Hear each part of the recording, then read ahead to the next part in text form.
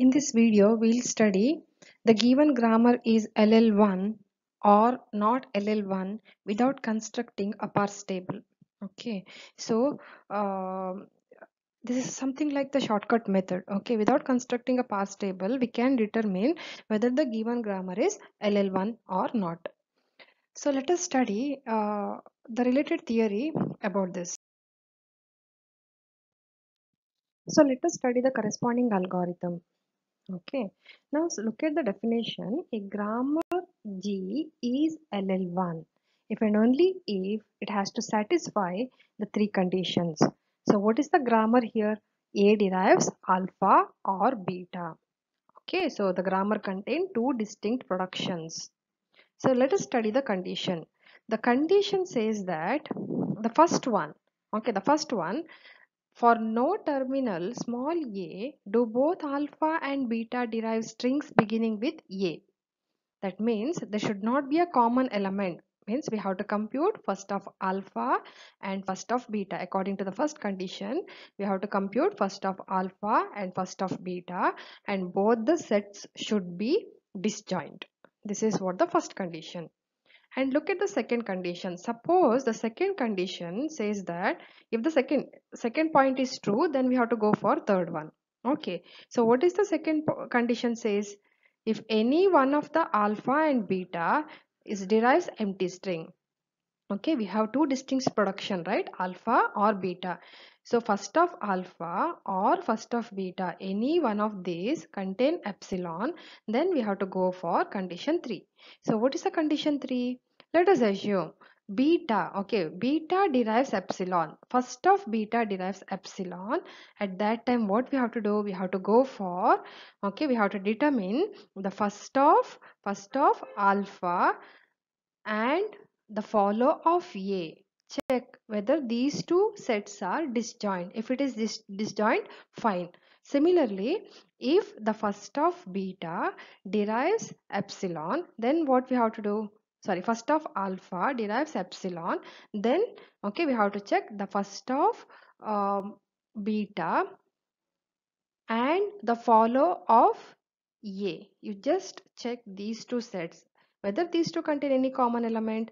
If not, then the given grammar is LL1. Okay, so it has to satisfy the three condition. The first condition, okay, and the second condition. So let us generalize this. Let us generalize this particular algorithm in the next slide. Okay, so the three steps is converted into two. So simplified version of this algorithm. Let us study in the next slide. Okay, so we have the definition. According to the first condition, what exactly the first condition? The first condition says that the production, what is the production? What is the grammar here? A derives alpha bar beta. So you what we have to do is you just find out the first of alpha and first of beta and find out is there any common element in these two set. Okay, if no common element, then definitely it is in LL1. And not only that, we have to check one more condition. Don't declare. Okay, if the first condition is now okay, and what about the second condition? The second condition, if any one of the okay alternative derives epsilon, I mean first of any one of the alternative is epsilon. Let us consider here, if epsilon is in first of beta, then first of alpha intersection fall of A is equal to null. That means the first of alpha and fall of A are the disjoint sets. Likewise, if first of alpha contain epsilon, then first of beta intersection fall of A is disjoint set. If both the conditions are satisfied, then the given grammar is LL1. Let us consider one example. Without constructing a parse table, how to determine the given grammar is LL1 or not. So this is what the example. Okay, so there are three productions in the grammar. Each production contain two alternatives. And remember, so this production doesn't contain epsilon. Okay, so any of the alternative of the given production doesn't derive epsilon. Hence, no need to check the second. Okay, second rule of the algorithm. Okay, let us check the first one. So safer side, let us compute what is first of yes, what is first of A and first of B. You know how to compute. Similarly, compute fall of yes, fall of A, fall of B. Actually, follow not needed because there is no epsilon. Okay. But let us compute the first rule. First rule says that we have consider the first production and there are two alternatives. Find out the first of first alternative and find out the first of second alternative. What is first of A? A here, A intersection first of BB. So what is the first one? A is small a and BB is small b. Hence no common elements. Therefore it is equal to empty. What about the second one? The second one, we know that the first of B is B comma C. And the second one is first of A is A itself. Hence no common elements. What about the third one? First of B intersection first of C. So no common elements. Hence the first condition is satisfied. So no need to check the second condition because any one of the alternative doesn't have epsilon production. Therefore first condition is enough. Okay. Therefore the given grammar is LL1. The second one. Okay. Suppose let us slightly change the grammar, the same grammar now, but here the alternative capital A derives epsilon and capital B derives epsilon. Okay. So we need to check the second condition also. But let us check the first condition. So first of small a, capital A, what is that? Small a itself. Intersection first of small b, capital B, what is that? B. Therefore A intersection B, no common element, hence it is equal to null. So next, first of A intersection first of epsilon, that is first set contains small a, second set contains epsilon, so no common element, it is empty. Third one, first of B intersection first of epsilon, so B intersection epsilon, so that is also equal to empty. First condition is satisfied. Now let us check the second one. Is it necessary to check the second condition?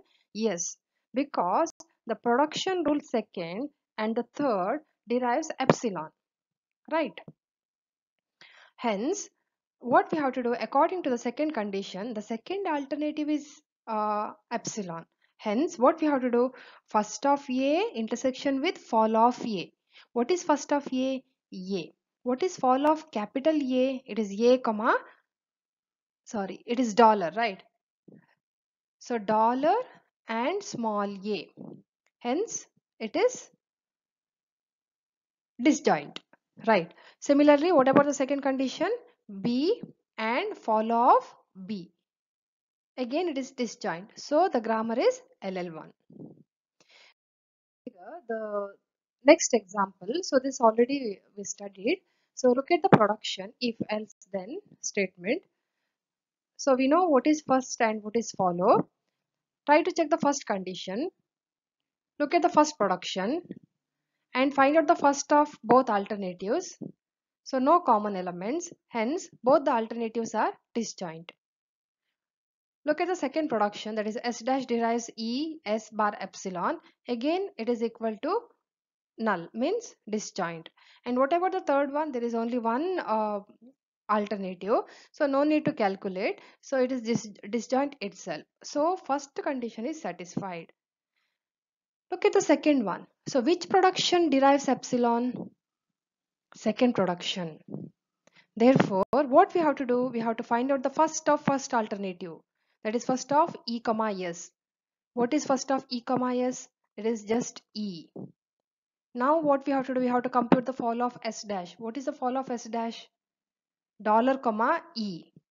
But the thing is, there is one common element, right? First of ES includes E, follow of S dash also includes small e. There is one common element. Therefore, the set is not disjoint. Hence, we can conclude that even though the first condition is satisfied, the second condition is not satisfied. Therefore, we can conclude that it is not LL1 grammar.